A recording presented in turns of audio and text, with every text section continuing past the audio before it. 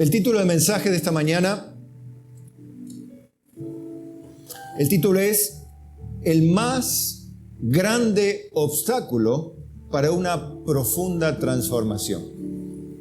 Reitero, el más grande obstáculo para una profunda transformación.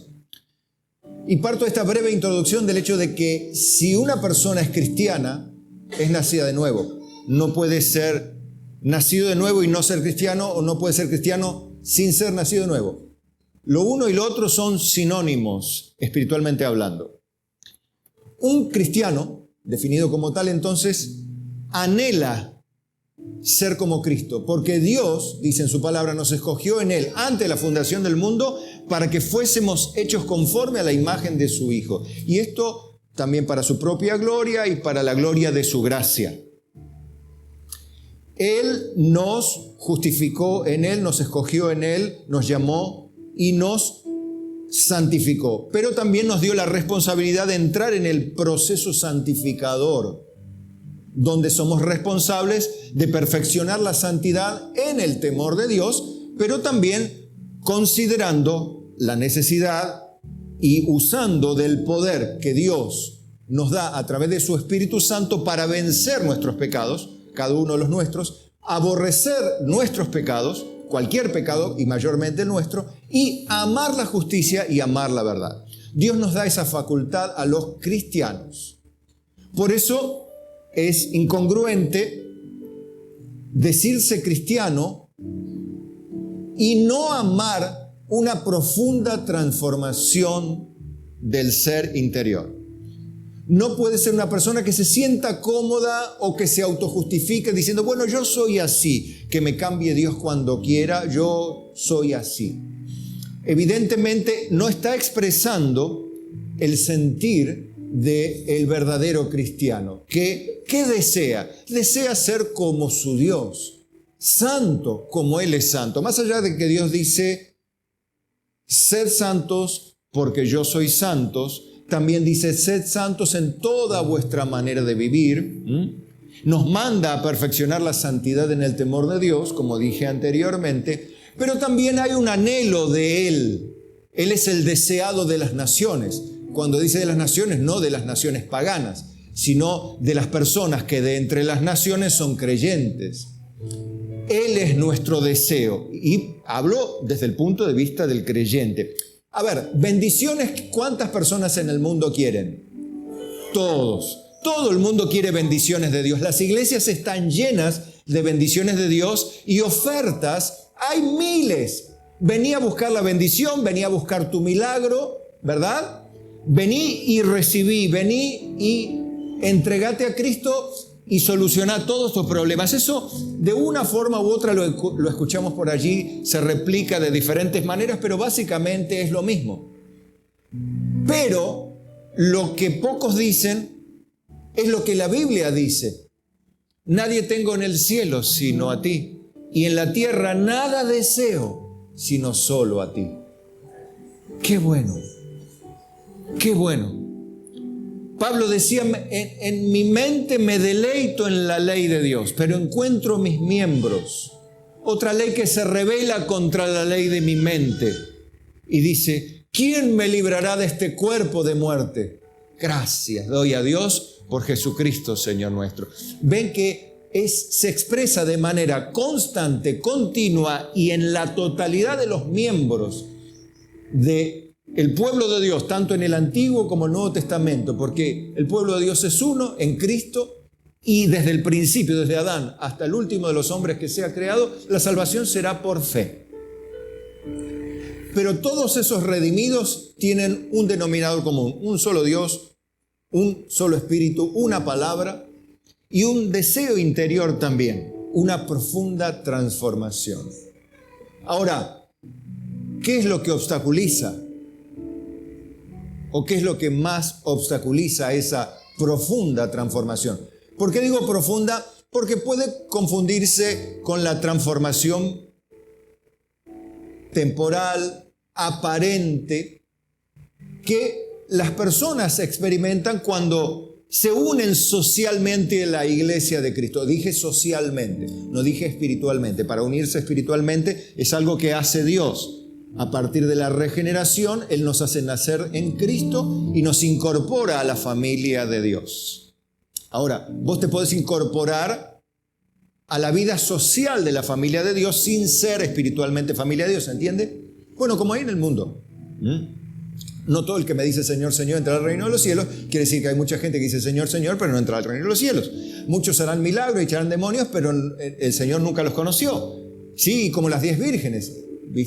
5 prudentes, 5 insensatas. Le decía, ábrenos, Señor. Y el Señor le dirá, nunca os conocí. No sé dónde sois. Evidentemente hay la parábola del sembrador. ¿Recuerdan la parábola del sembrador? Todos escucharon la palabra. Pero solo la última categoría es la que representa a las personas cuyo corazón bueno retienen la palabra oída y dan fruto con perseverancia. Dan fruto al 30, 60, 100 a 1.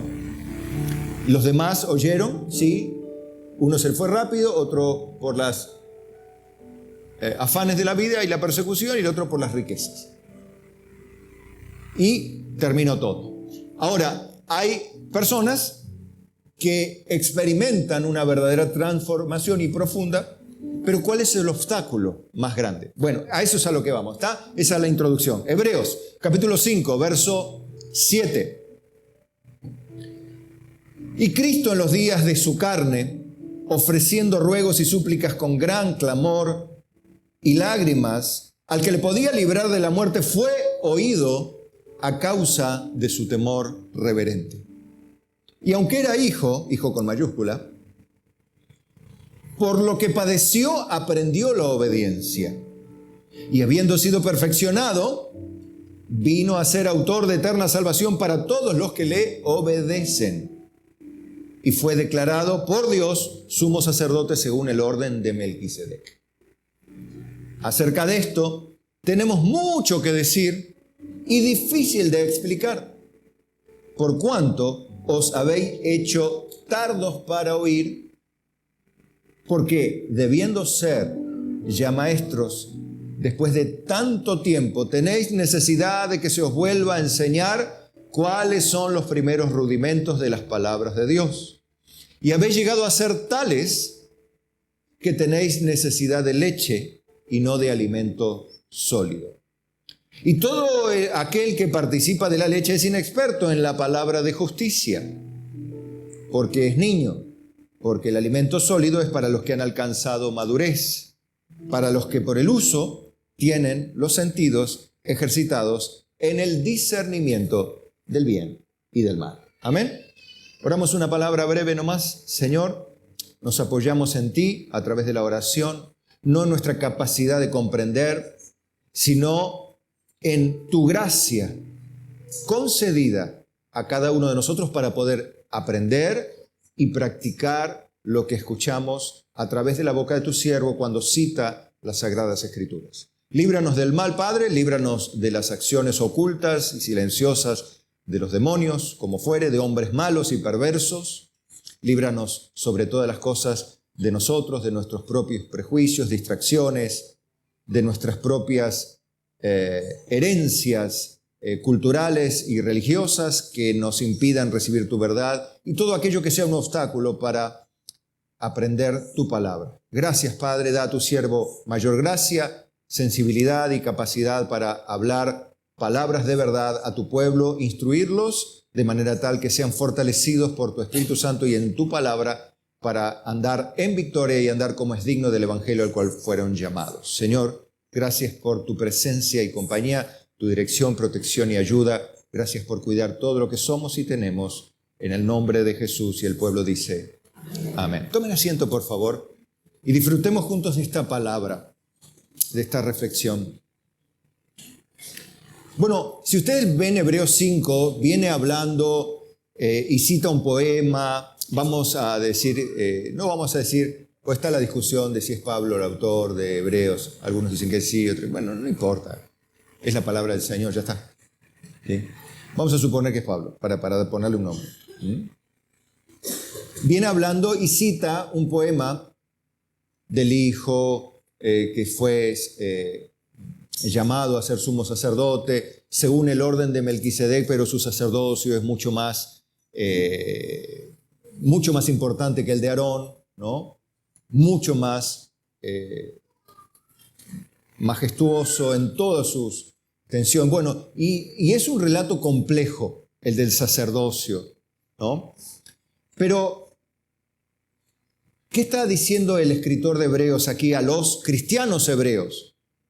Le estaba diciendo, bueno, miren a Cristo como Él aprendió la obediencia. Acá un detallecito, Cristo no aprendió en base a castigos a obedecer, o sea, equivocándose por prueba y error como hacemos nosotros, no siendo chicos, desobedecemos, nos castigan, después empezamos a hacer el bien y aprendemos a obedecer. No está queriendo decir eso aquí. Cristo nunca pecó, si no hubiese pecado, si él hubiese desobedecido.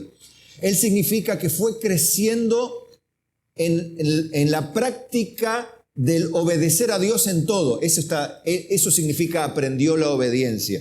Y aprendió la obediencia mediante el dolor, no del dolor del castigo, sino del dolor que le genera en las diferentes circunstancias, valga la redundancia, dolorosas de la vida, a hacer la voluntad de Dios, al punto que llega un momento que él dice, como está escrito en el rollo del libro, he aquí vengo para hacer tu voluntad. Eso está en el Antiguo Testamento, en los Salmos, y lo cita el escritor también, hablando del Mesías, de cómo él se reconoce como que la voluntad de Dios era venir a ser sacrificado. Y bueno, él obedeció y fue obediente hasta la muerte, y muerte de cruz, dice la Biblia. Bien, eso nos dice a nosotros que esa es la forma que él obedeció. Obedeció a pesar del sufrimiento que le provocaba la voluntad del Padre.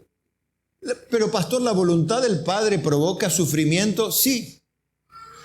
Es necesario que a través de muchas tribulaciones entremos al reino de los cielos. Voluntad de Dios. Él es el que crea, el que hace la paz y el que crea la adversidad.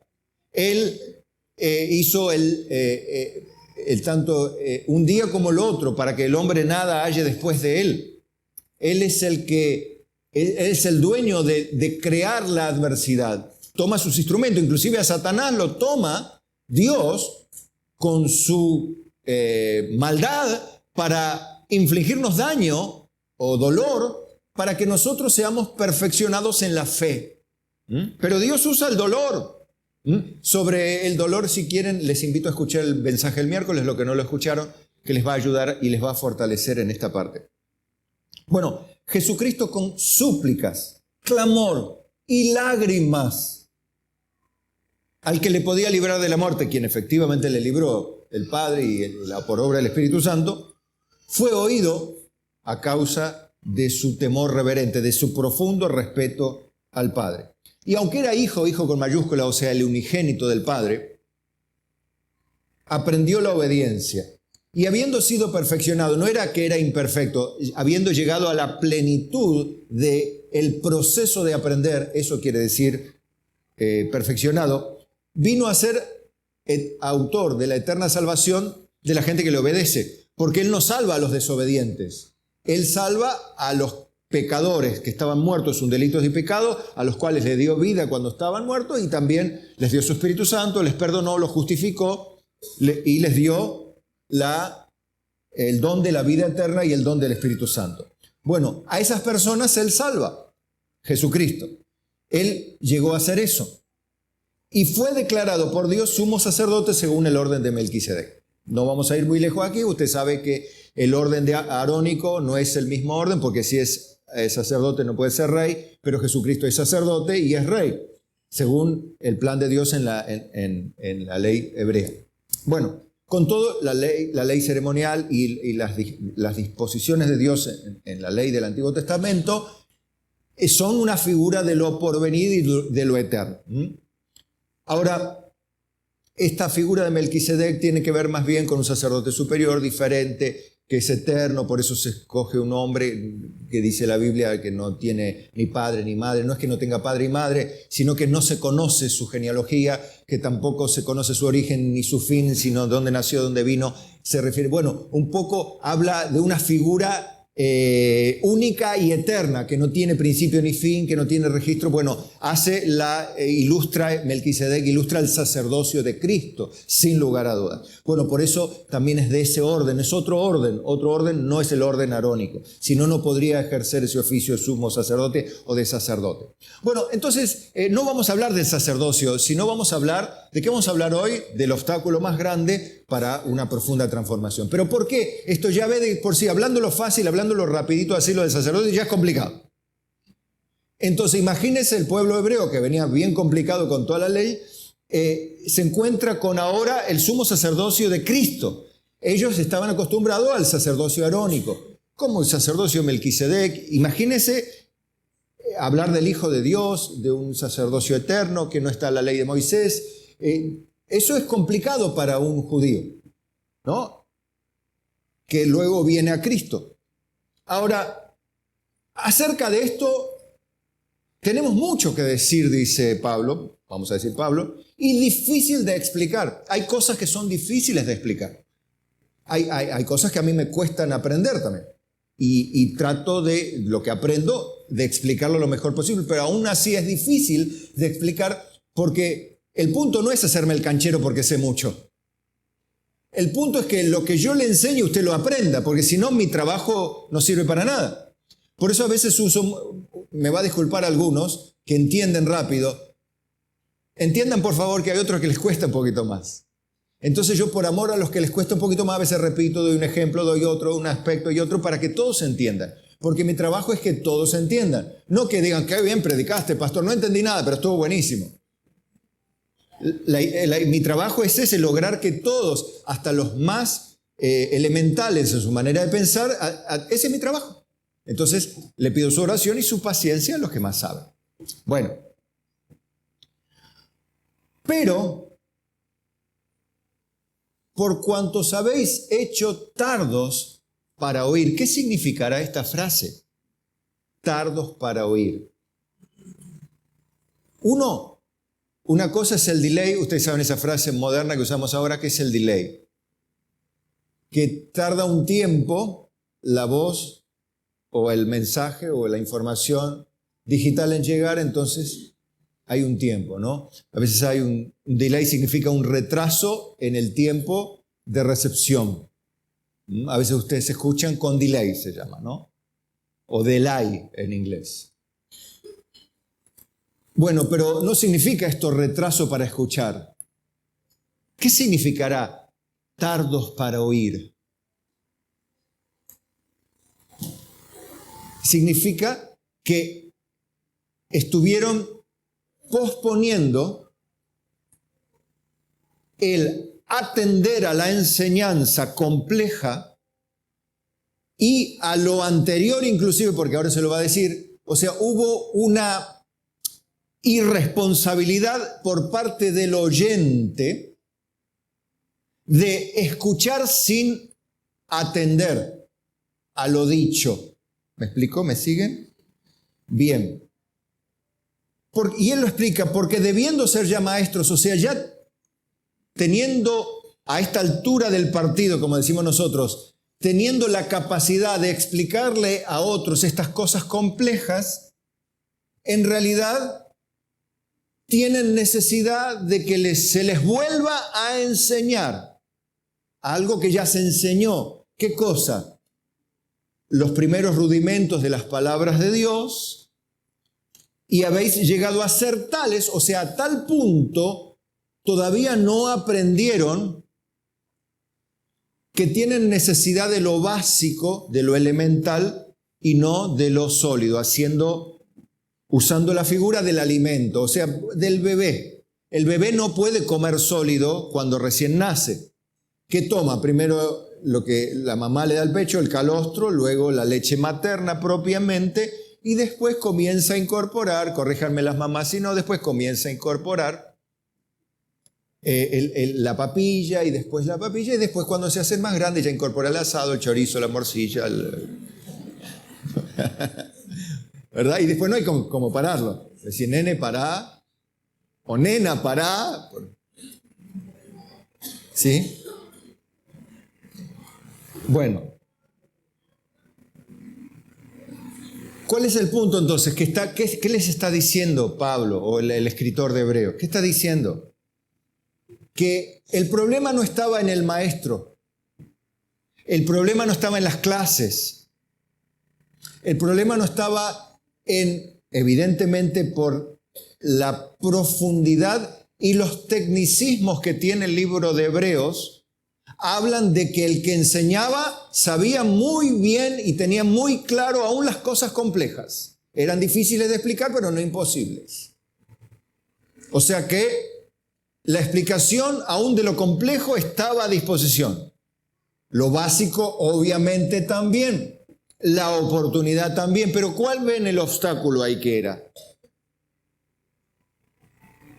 La falta de atención o incorporación de lo enseñado desde lo básico, por vaya a saber qué razón.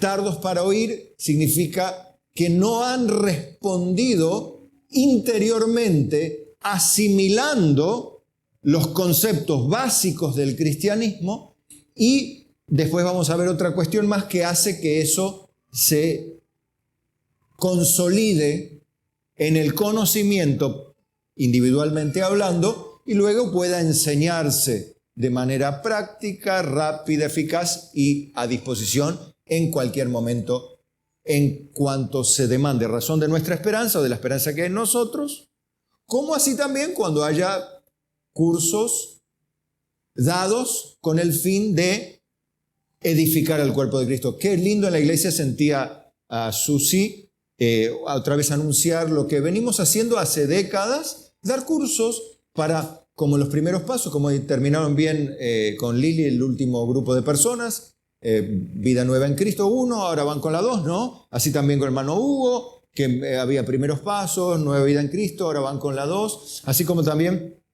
bueno, en lo personal estaba dando el curso ahora de Jesús como líder servidor, ¿no?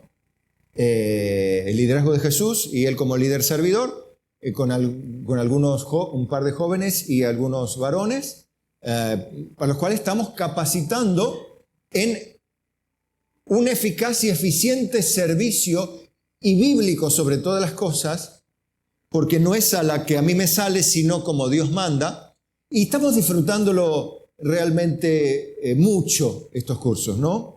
Creo que los que han salido de los cursos salen con los ojitos brillando, así, qué lindo, después así. Y bueno, nosotros también con los muchachos nos reímos un montón, nos reímos de la gente, nos burlamos, no, eso no. La pasamos bien, aprendemos, compartimos opiniones, experiencias con los chicos, con los más grandes, y la pasamos bien, aprendiendo entre caballeros, ¿no? Bien, la verdad que bien, buen momento. Bueno, y aquí viene otra vez la figura del niño, todo aquel que participa de leche está mezclando las dos cosas, la realidad y la figura que ilustra. Dice, y todo aquel que participa de la leche es inexperto en la palabra de justicia. ¿Qué está diciendo? Todo aquel que todavía está en lo primero no va a entender la Biblia. No va a entender la profundidad de las Escrituras. ¿Qué más dice?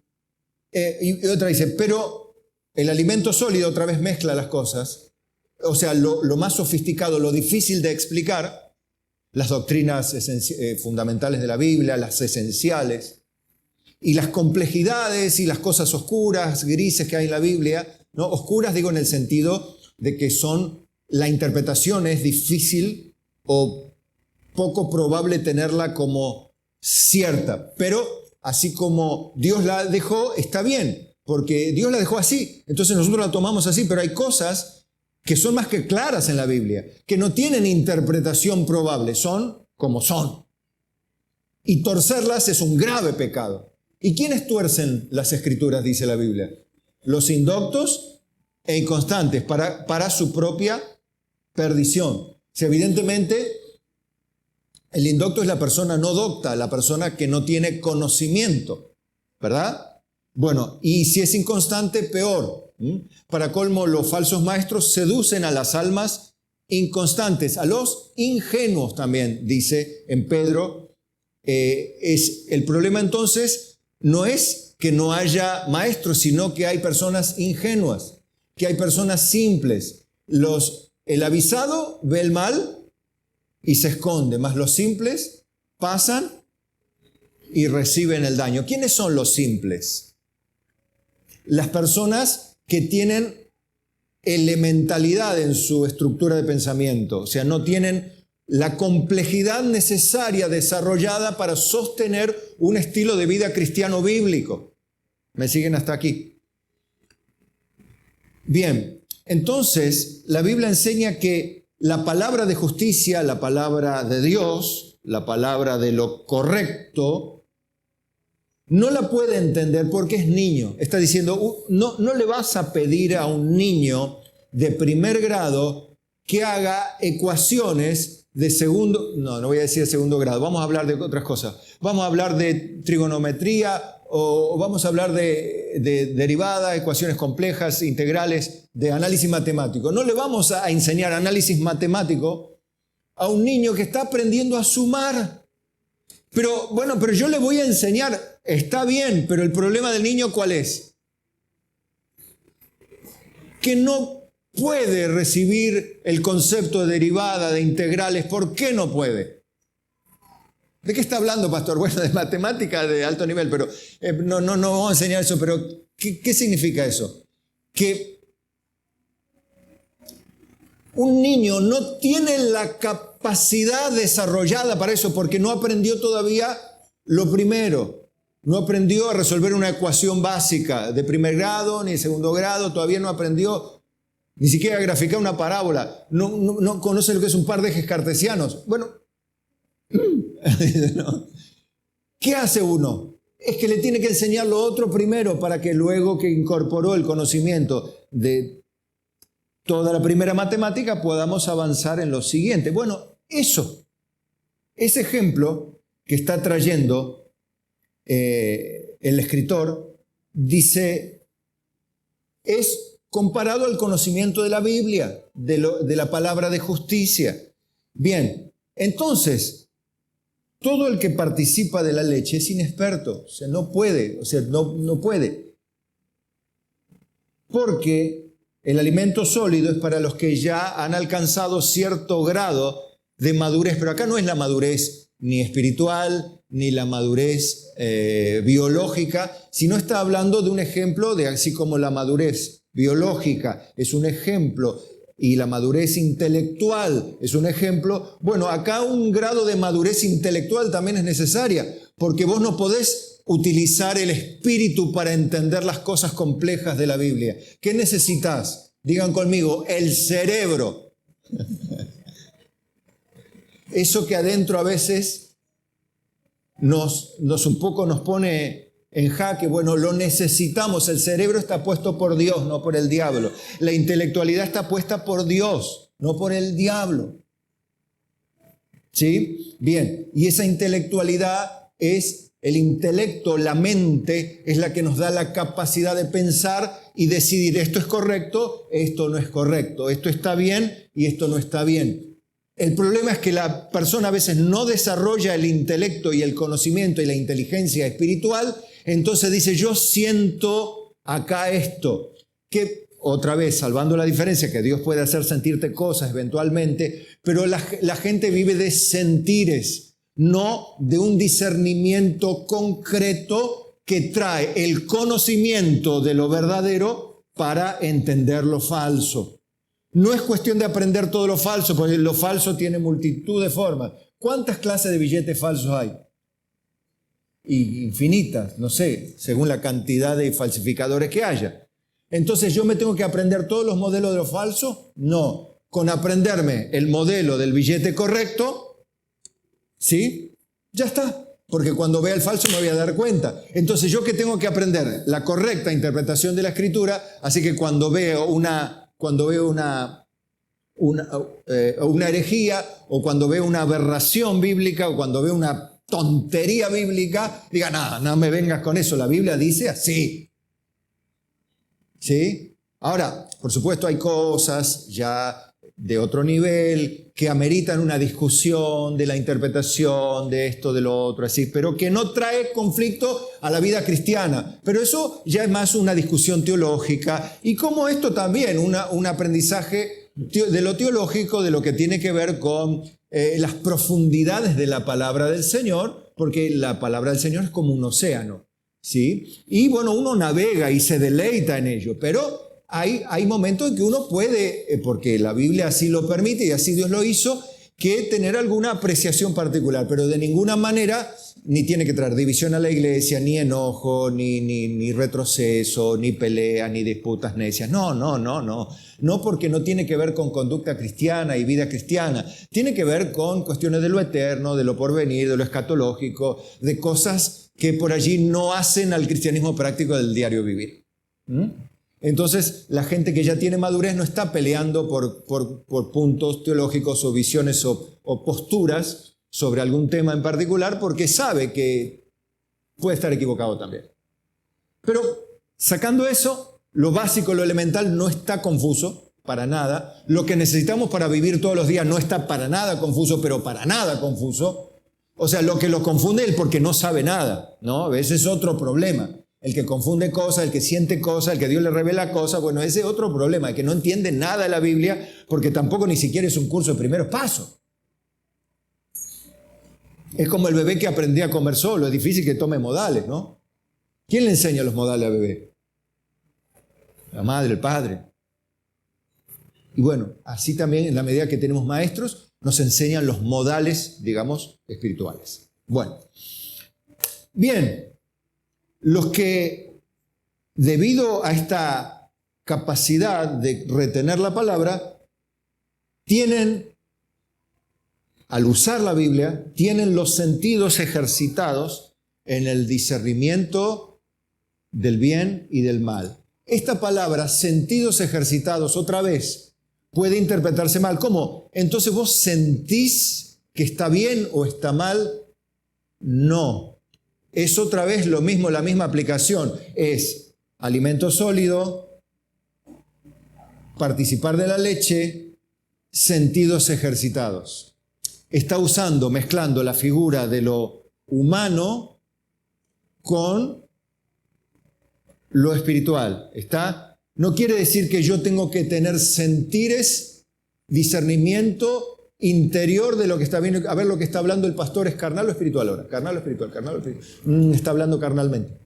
Eso me hace sentir inquieto adentro. Eso no es lo que dice acá.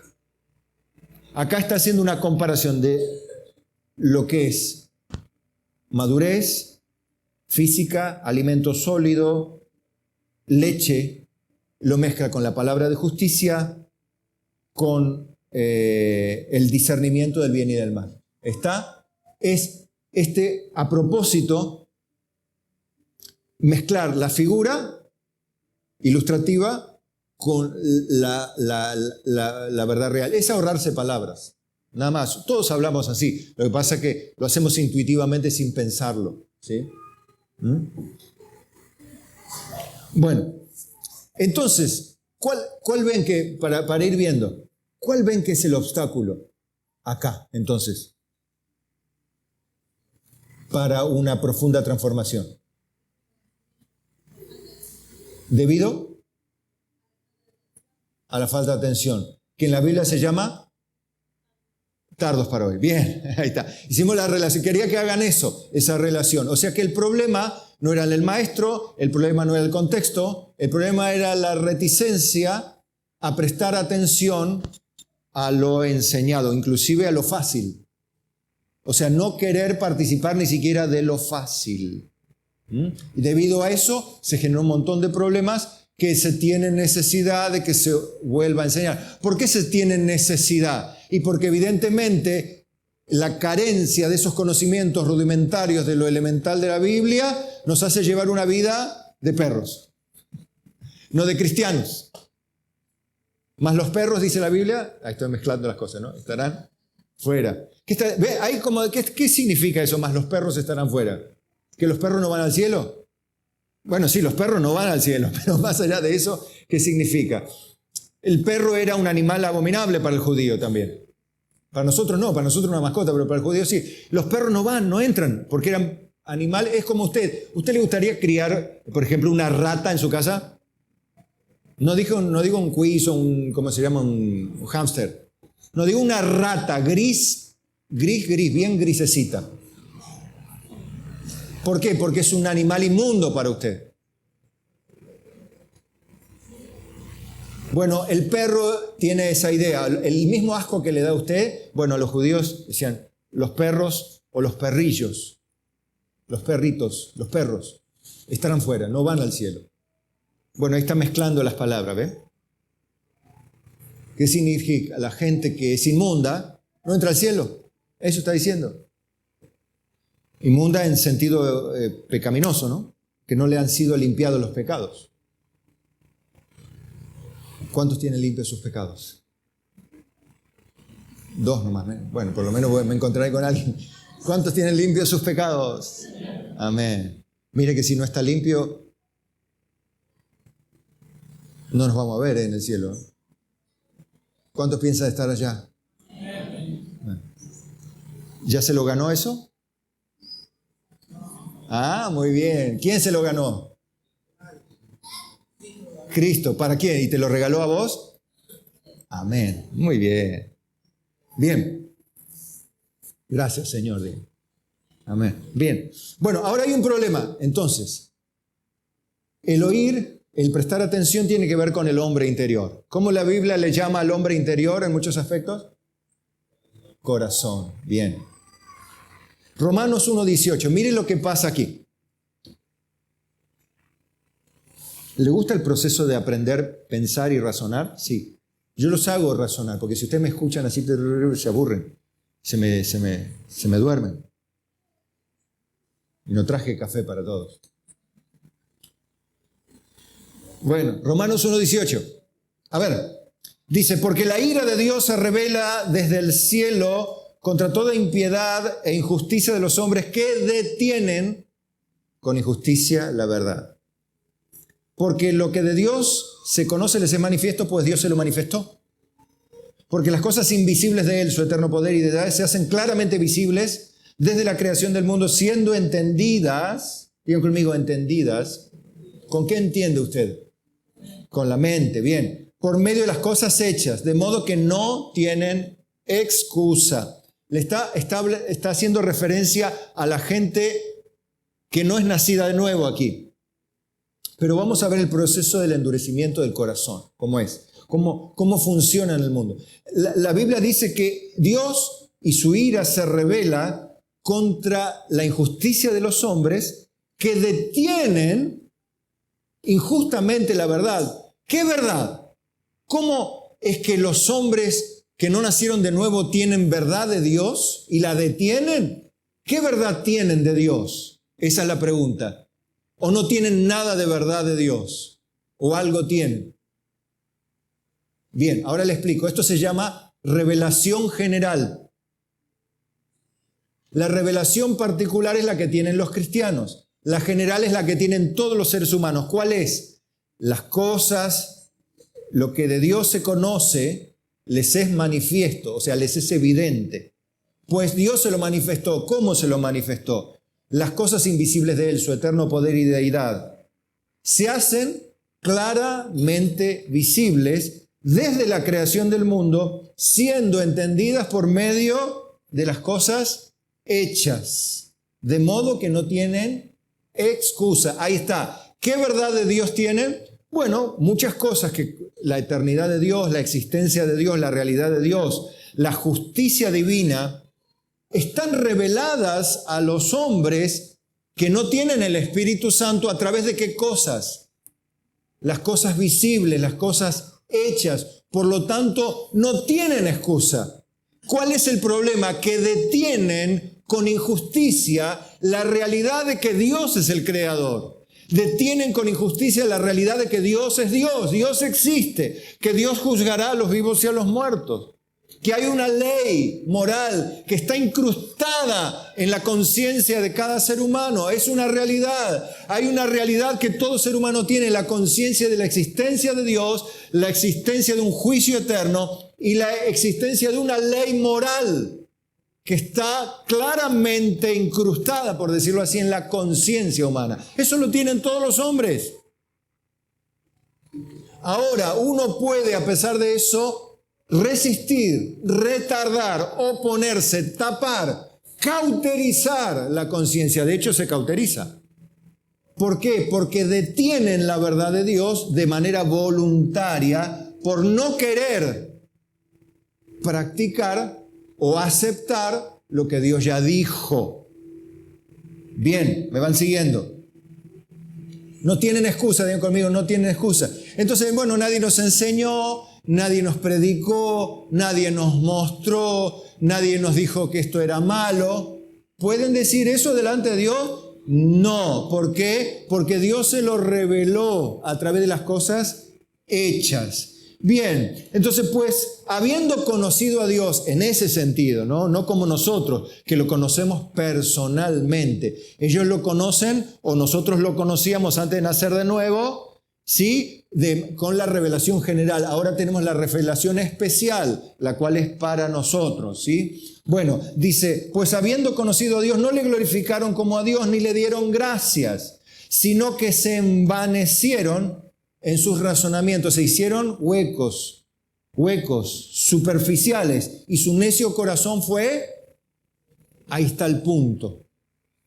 Voluntariamente se negaron a aceptar lo básico, lo elemental, lo revelado para todos los hombres. Entonces, ¿qué pasó? Se hicieron huecos, inventando otros razonamientos irracionales, por decir, argumentos torpes, necios. ¿Y qué pasó con sus mentes? Se oscurecieron.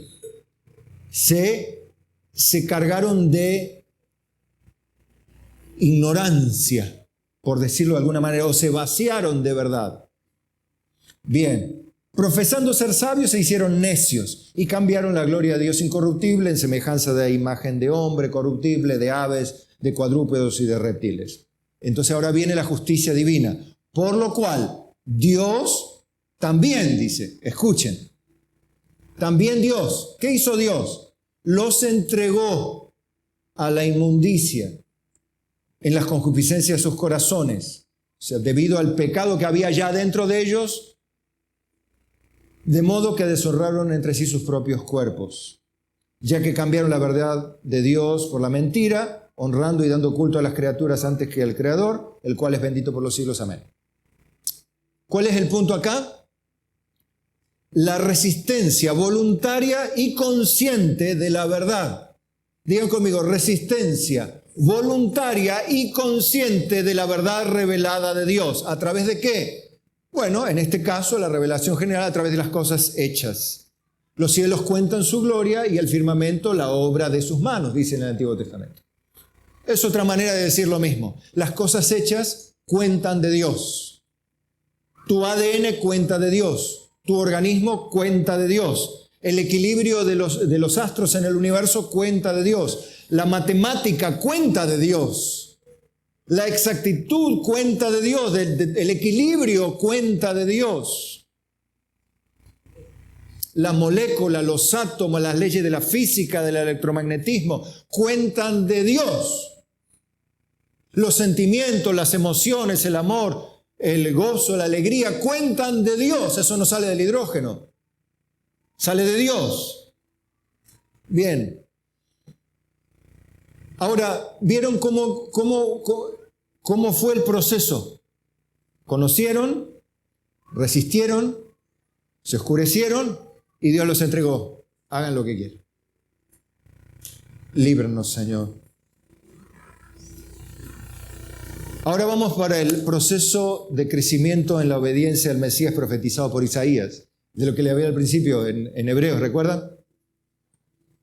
Jesús sufrió obedeciendo o por obedecer. También Jesús fue tentado en todo, en todo, según nuestra semejanza. ¿Cómo es la semejanza? Igual que nosotros, pero sin pecado. O sea, pero la tentación la sufrió. ¿Usted sufre tentación?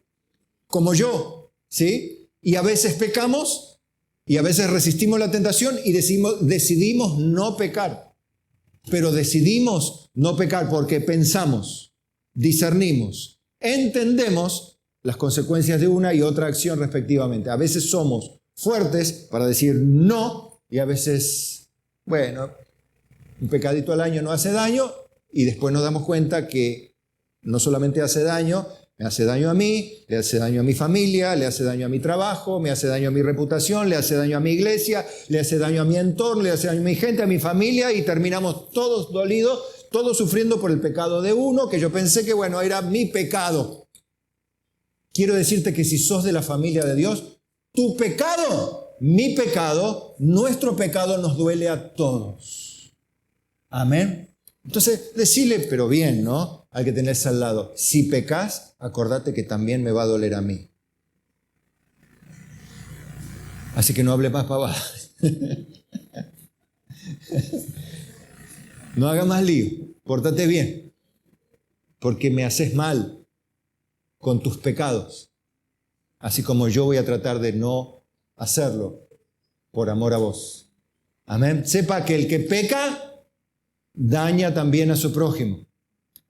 Primeramente ofende a Dios, entristece al Espíritu Santo, a Dios, al Hijo y también a nosotros.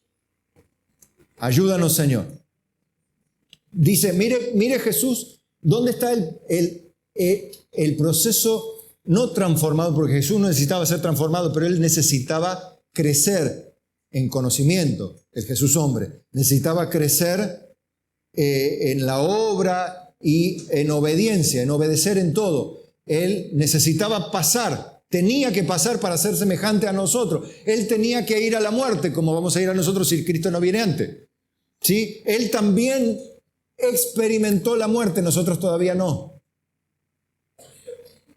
Bien, dice Isaías 54, Jehová el Señor me dio lengua de sabios para saber hablar palabras al cansado.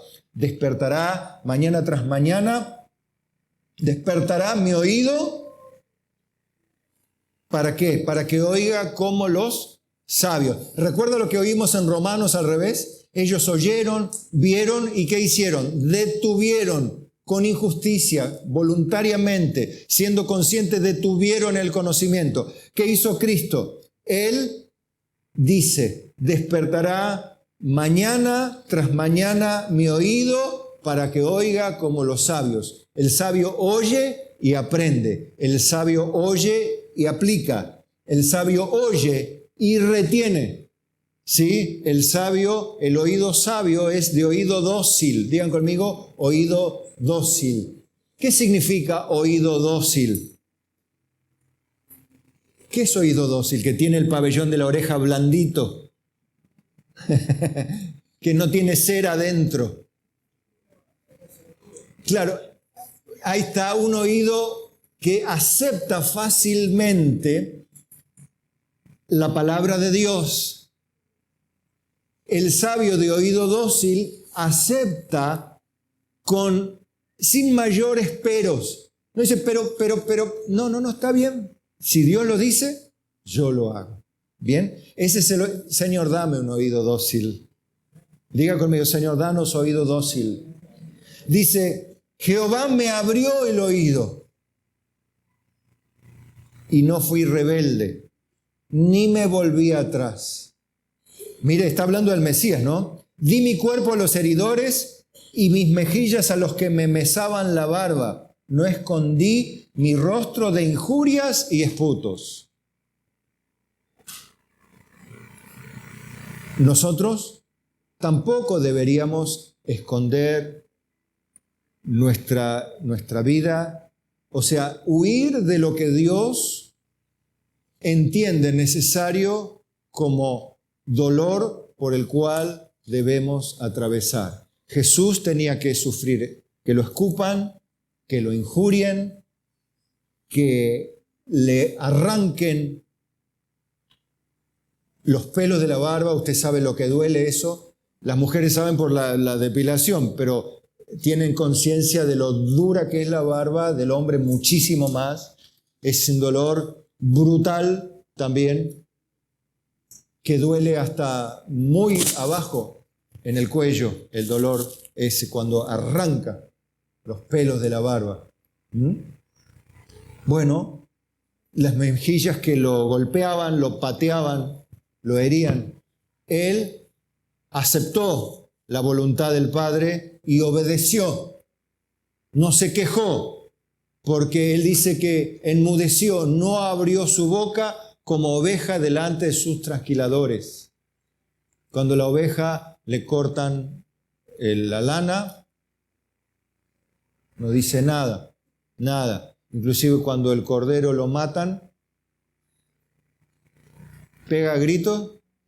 No. ¿Y el chancho? ¿Conocen los gritos del chancho, no? Cuando lo matan.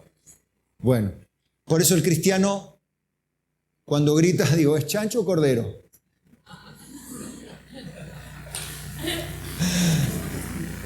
Señor, ayúdame a ser un cordero y no un chancho. Es en broma, pero en serio, hermano. ¿Vieron cómo las cosas que hace Dios? Bien.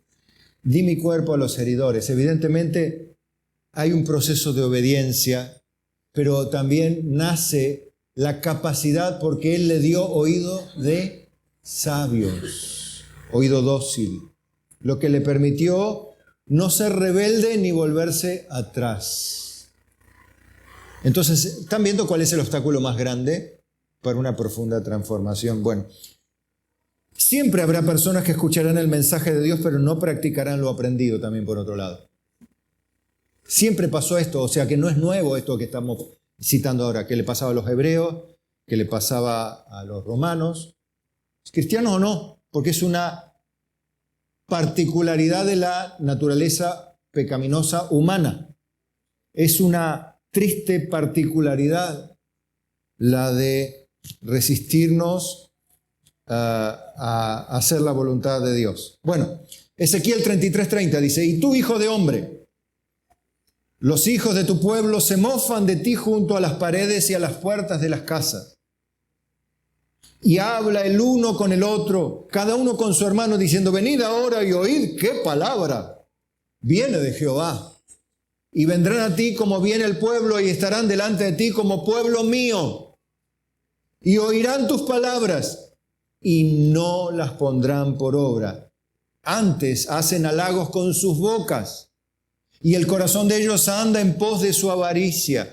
¿Qué está marcando acá el Señor? Personas que parecen creyentes, pero por dentro no lo son. Personas que inclusive ponen la oreja, pero son tardos para oír. Lo mismo que el principio, ¿vieron? Personas que vendrán a ti como pueblo de Dios. No viene como incrédulo, como alguien de afuera, viene como alguien de adentro. ¿Sí? Quiero que vea esto porque es el obstáculo más grande. El obstáculo no es no tener iglesia, el obstáculo no es no tener maestros, el obstáculo no es no tener prédica, el obstáculo no es no tener Biblia. El obstáculo me parece que está yendo por otro lado, el más grande. Por supuesto, si uno no tiene Biblia, no tiene maestros, hay. Pero el más grande que yo veo, que inclusive el mundo tiene, es su propio corazón, que no quiere oír a Dios o ver a Dios. Por eso no hay peor sordo que el que no quiere ir, peor ciego que el que no quiere ver. Bueno, he aquí que tú eres para ellos como cantor de amores, hermoso de voz y que canta bien. Y oirán tus palabras, pero no las pondrán por obra. Esto significa ser tardo para oír. Ahora está entendiendo el significado de tardo para oír, o sea, reticente a practicar lo que un día escuchó, pero no asimiló, ni atesoró, ni guardó, ni aplicó. Entonces, ¿qué hace el corazón? El corazón se entenebrece, se oscurece. Y si Dios en algún momento te dice, bueno, hace lo que quiera, Dios me libre, pero ese es el siguiente paso. Yo tengo que enseñarlo esto porque con Dios no se juega. Digan conmigo, con Dios no se juega. Bien, Santiago 1:2 dice, pero sed hacedores de la palabra y no tan solamente oidores, engañándoos a vosotros mismos. O sea, usted nunca se engañe. No, yo fui a la iglesia. El problema no es ir o no a la iglesia. El problema no es yo escuché al pastor predicar, sino escuché la voz de Dios a través de lo que el pastor predicó y ahí entendí la voluntad de Dios para nuestras vidas, para mi congregación. Entendí lo que Dios ama y lo que Dios aborrece. Entendí lo que Dios quiere que haga y lo que Dios no quiere que haga. Entendí el significado de servir, el significado de iglesia, por ejemplo, el significado del bautismo, el significado del servicio, el significado de la obediencia, el significado de la sumisión, el significado de la fe, el significado de los milagros, el significado del poder de Dios, el significado de la palabra unción en la Biblia, por ejemplo. Muchas cosas de estas muy manoseadas. Por ejemplo, decir, la Biblia dice, nosotros tenemos la unción del santo. ¿Vieron que la Biblia dice literal así? Bueno, no lo voy a explicar, pero eso está muy manoseado. Bien. Le voy a dar rapidito, le leo nada más, porque a mí me gusta traerle algo lo que opina el mundo. Y vaya que descubre cosas que estaban en la Biblia siempre, no siempre se los muestro. Le voy a mostrar pasos para ser transformados según algunos consejos de autoayuda. Vos podés ser transformado, por eso aquí cuidado con la transformación superficial mediante la autoayuda. Nosotros necesitamos una transformación desde adentro, pero tiene varias cositas prácticas. Mire, primero, requiere esto, el cambio, la transformación, un enfoque integral que incluya la motivación, digan conmigo, la acción y el refuerzo continuo. Ahora vamos a algunos pasos clave para lograrlo. Entonces, motivación, acción y refuerzo continuo, que es estar recordando, practicando y motivándonos a empezar a hacerlo, que es un poco lo que hacemos en una prédica, si usted se dio cuenta. Motivamos a las personas a obedecer, las personas van y obedecen y luego refuerzan eso en sus propios corazones, volviendo a escucharlo y volviéndolo a practicar. Bueno, bien, identificación y claridad de los objetivos. Hay que tener claro el propósito. Comprende claramente por qué es necesario el cambio. Define objetivos específicos, medibles, alcanzables, relevantes y con un tiempo determinado. O sea, tiene un objetivo claro. Nosotros sabemos cuál es la voluntad de Dios agradable y perfecta. ¿Cuándo la sabemos? Cuando estudiamos la Biblia, ¿sí? Renovaos en el espíritu de vuestra mente para que comprobéis cuál sea la buena voluntad de Dios, agradable y perfecta. O sea, tener una mente renovada. ¿Qué es tener una mente renovada? Significa tener una mente dispuesta ahora, no como era antes, a resistir, sino a oír y practicar para luego enseñar y reforzar. Inicio, autoconocimiento. Evalúa qué comportamientos necesitan cambiar y por qué. Este paso también incluye reconocer las barreras y desafíos que puedan surgir. Bueno, nosotros estamos viendo que una de las barreras que hay es la propia negación de lo que uno mismo es o de lo que uno tiene que hacer. Uno dice, no, para mí es así, para mí es así. Y eso es negar lo que hay que cambiar. Bueno, pequeños pasos conscientes, inicio gradual. Empieza pequeños cambios que sean alcanzables. Cambios drásticos pueden ser abrumadores, dice, ¿no? Consistencia, repite las nuevas conductas regularmente y la consistencia es clave para formar nuevos hábitos. No está muy lejos de lo que la Biblia nos enseña, Bueno, apoyo y responsabilidad. Red de apoyo. Rodéate de personas que te apoyen y te motiven. No sé para qué está la iglesia, sino para esto, ¿no? Pueden ser amigos, familiares, mentores, un grupo de apoyo, los pastores. No, eso lo he puesto yo. Pero, ¿qué quiere decir esto? Que lo que están diciendo es lo que hace la iglesia. Dice, no, bueno, yo me congrego en mi casa, veo videos de YouTube. Necesitas una iglesia. Necesitas que te apoyen y necesitas apoyar a otros, animar a otros, motivar a otros. ¿Y cómo lo vas a hacer? ¿Por WhatsApp? No.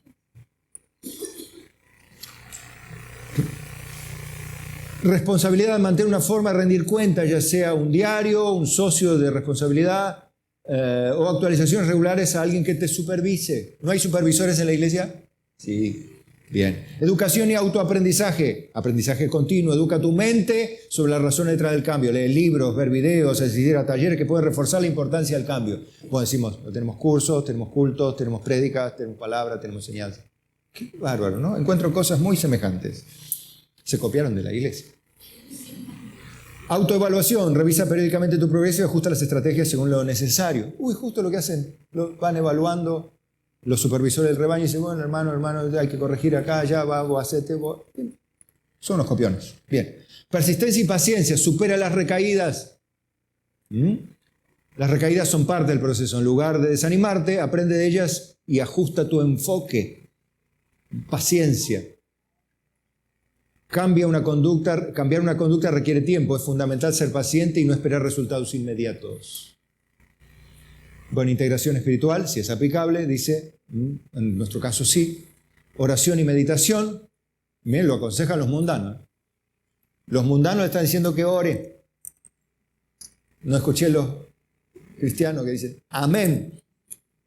Como dice el diablo, está bien. Para quienes tienen una fe, la oración y la meditación puede ser poderosa herramienta para fortalecer la determinación y recibir orientación. Miren, lo dicen los mundanos. La oración tiene efectos positivos. No diga, pastor, en serio, sí, posta, la Biblia dice eso, sí. Mire cómo aprendemos, ¿no? Bien. Aplicación de principios espirituales. Implementa principios espirituales que refuercen el cambio deseado, como el autocontrol, la paciencia y la gratitud. Yo diría, sé lleno del Espíritu Santo, no se embriaguéis con vino. Sé lleno del Espíritu Santo, ¿no?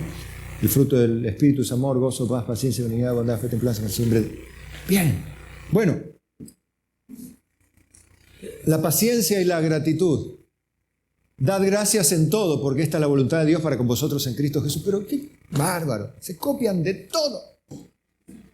Aplicación de principios espirituales. ¿Sí? Estos pasos ayudan a transformar el cambio de conducta en un estilo de vida creado un impacto duradero y positivo. Ahora, ¿qué pasa si yo me niego o resisto a la realidad de que tengo que cambiar? ¿Voy a cambiar algo? Entonces, ¿cuál es el problema? El método de autoayuda, el apoyo y la responsabilidad, la identificación y claridad de los compromisos. Si yo no puedo identificar los compromisos, los objetivos, lo que tengo que cambiar, lo que está mal en mi vida, si me están diciendo, vos haces mal así, y yo no le presto atención, ¿voy a entrar en este método de autoayuda? No, pero voy a tener los maestros, los motivadores, la familia, los amigos, la verdad, los consejos, todo, pero ¿cuál es el problema? La voluntad que obviamente resiste el oír la realidad de que tengo que cambiar. La Biblia habla de lo que hablábamos hoy, por supuesto, las consecuencias de no superar el mayor obstáculo. ¿Quiere verlo? Miren qué terrible es la consecuencia de no superar el mayor obstáculo. Mateo 7:24. Cualquiera pues que me oye estas palabras y las hace, mire la negrita allí, que oye estas palabras y las hace, le compararé a un hombre prudente que edificó su casa sobre la roca. Descendió lluvia y vinieron ríos y soplaron vientos y golpearon contra aquella casa. ¿Qué significa lluvia, vientos, ríos contra una casa?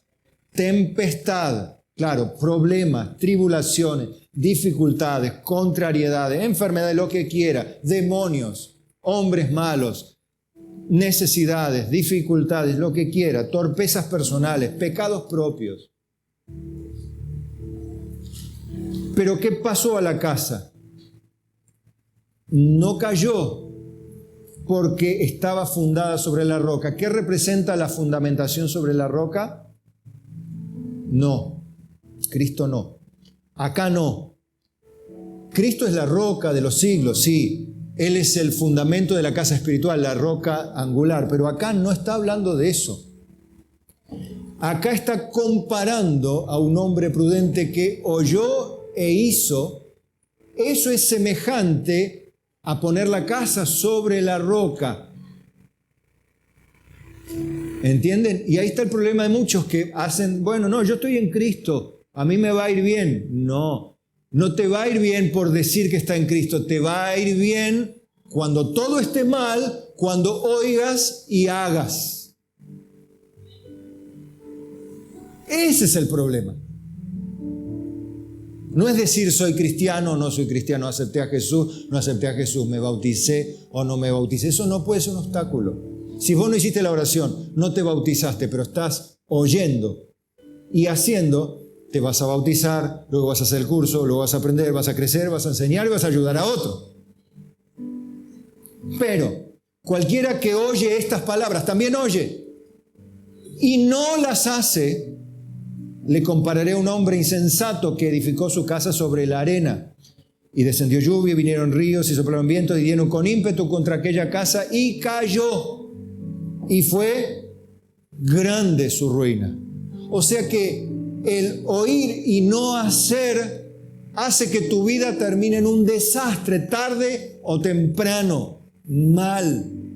Acá no es cuestión de tener iglesia, no tener iglesia, tener maestro, no tener maestro. Vemos que no es tan problemático eso porque Jesús no lo dice. El problema mayor que yo veo acá es oír y te entra por un lado y sale por el otro, y no hacer, porque eso es, te entró por un lado y te sale por el otro. Si vos escuchaste el sonido de la palabra, la enseñanza, pero no la afianzaste. Usted sabe que no hay nada mejor que para afianzar un buen hábito hay que escuchar qué hay que hacer, hay que cambiar, hay que empezar de a poquito, pero hacerlo, practicarlo y luego el cerebro se va habituando a la nueva conducta. Se crea un hábito, luego el hábito se convierte en un automatismo que es producto de una respuesta natural del cerebro. Cuando uno, por ejemplo, es tan interesante, y lo van a ver, es tan interesante, le está haciendo tanto bien a un niño usted, cuando lo trae el domingo a la iglesia, aunque sea bebé, o como las embarazadas. Yo, que muchas de ustedes vienen siempre acá, bueno, porque no pueden dejar de venir, pero si son creyentes, pero hay personas que no. Pero yo me acuerdo, Susi iba con su panza así a la iglesia y con el nene y en colectivo y con el carro, con los dos nenes, iba a la iglesia y desde chico los nenes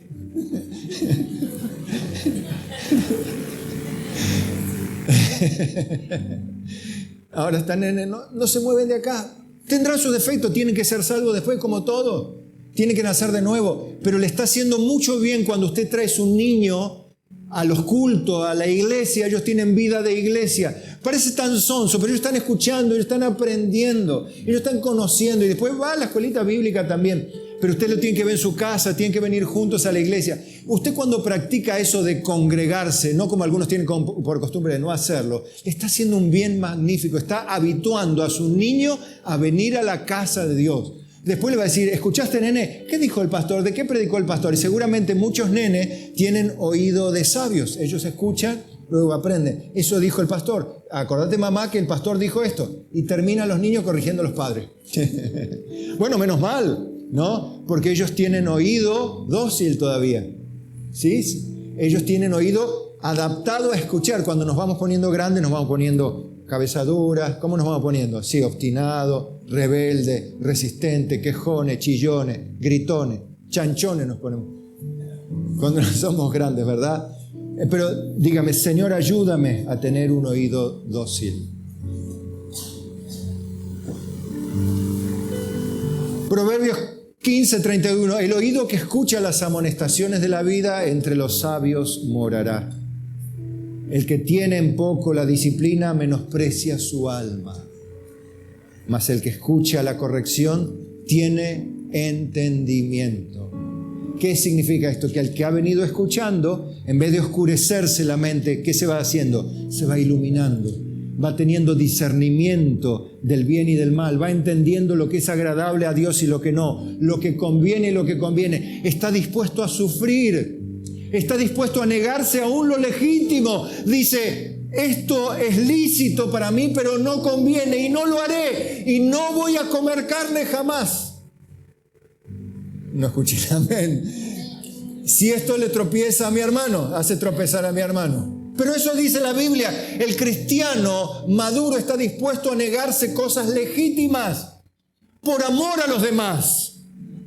Porque ha tenido un oído abierto, despierto, dócil. Le quitó los obstáculos. El obstáculo para la transformación, el más grande, es no querer oír para aplicar. Y finalizo con Isaías 55:2. ¿Por qué gastáis el dinero en lo que no es pan? Y vuestro trabajo en lo que no sacia. Oídme atentamente y comed del bien, y se deleitará vuestra alma con grosura.